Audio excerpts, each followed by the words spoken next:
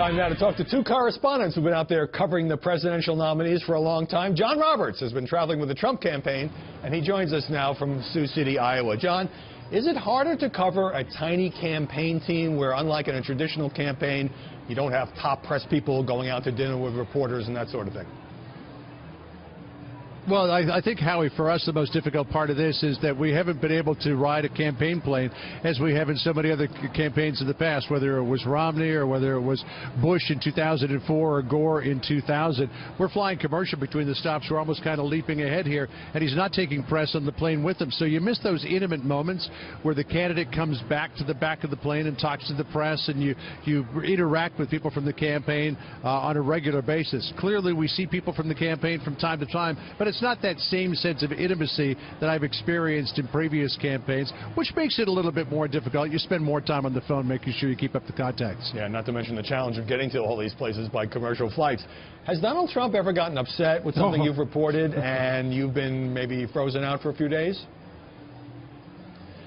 You know, not this campaign cycle. I remember in 2012 when I was interviewing him in Las Vegas when he was about to endorse Mitt Romney. I said something to the fact that the endorsement will happen at his hotel, which doesn't have a casino and isn't on the Las Vegas Strip.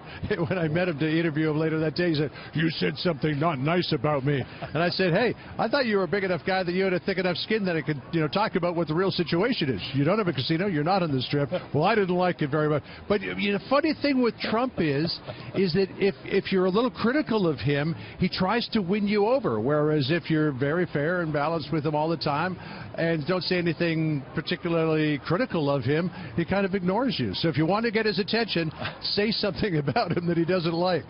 And then you'll get courted. Now, you've been on the trail with all these rallies where he often rails against the disgustingly dishonest press, calling journalists scum, calling some of your colleagues out by name. Is that disturbing to watch? To some degree, clearly with Fox News, almost everybody who comes to these rallies appreciates the fact that we try to be fair and balanced in our coverage. We had a couple of people yesterday who didn't like us a whole lot, but by and large, these are Fox News viewers who come to these events. But to see the way that he plays off the media and uses the media as a foil, to some degree can get disturbing when the crowd turns on the media. I mean, the other day in Miami, I saw him calling out one of my colleagues, and he was winking at her as he was doing it. So he's just playing a game, but I think sometimes people in the audience take it a little bit more seriously. People are flipping off the media. They're yelling at them. You might hear somebody say, "Tell the truth," which is fine, but when they start to get a little nasty and almost, I want to say, borderline mean, it does get a little disturbing because you wonder what might happen. I remember one event, and don't ask me what city it was in, Howie, whereas the press came in off the charter, they were booed by 15,000 people in the audience. And, I mean, that goes to show the fact that what he has said about the media over the course of these weeks really is having an effect. Yeah, media not too popular these days, especially among Trump supporters. So I was wondering how it felt to be experiencing it week after week. John Roberts, great to see you. Tough campaign for you. Good to talk to you, Howie. Thanks. A lot of frequent flyer miles. Meanwhile, Chelsea Clinton and Joe Biden are on the campaign trail right about now. They're about to speak at events in Chester and Scranton, Pennsylvania, a key battleground state where the polls have really tightened. Now, I spoke earlier with Jennifer Griffin, who covers the Clinton campaign from Cleveland. Jennifer Griffin, welcome. Hi, Howie. For months, you covered Hillary Clinton during that period when you had very little access to the candidate. She wasn't holding news conferences. How did that feel in terms of you trying to cover her? Well, it doesn't feel that much different from today. We don't have much access to her today, even though we're on the plane with her. We haven't seen her on the plane. She's not come back to talk to us since the FBI email story broke. So it feels very much like when we started over the summer when she was in a very tough race against Bernie Sanders before the convention, before she crossed the finish line and got the nomination. We're kind of back to the future with that one. Right, so that brief period of availability is now history. Now, you told People magazine that the WikiLeaks emails have really shown that there is a disdain in the Clinton camp to the press. Have you felt that personally? Well, I can't say personally, and I don't think it's any different towards me or Fox News as to the rest of the press. I think what you're dealing with is a candidate who has been in the public eye for 30 years. They've been in the White House before. She's been Secretary of State before.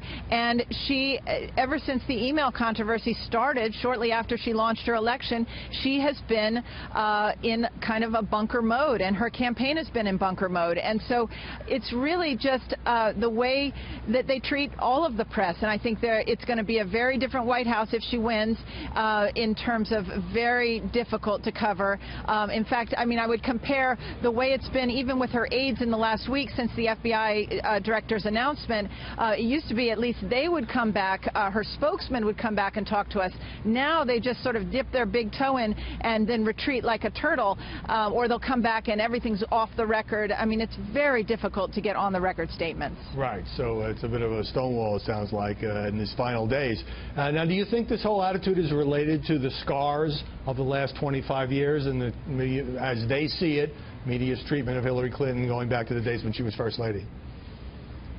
Absolutely. I've even heard some of her aides say, even when she thinks she's sitting down with people she's known a long time, people she might consider friendly press, she always feels like she gets a gotcha question, or somebody goes back to something that she doesn't really want to talk about. And so, but what's surprising to me is Hillary Clinton has been around a long time, and as you've seen her on the debate stage, she can answer any question. There's no question that we, the press, can throw at her that's really going to stump her. So I do find this reticence to talk to us somewhat surprising, given the fact that she can handle herself for 90 minutes on a stage with tough questions in a debate format. Yeah, she's perfectly capable of handling journalists, but she just doesn't like to do it if she can avoid it. Jennifer Griffin, great to see you. Thank you.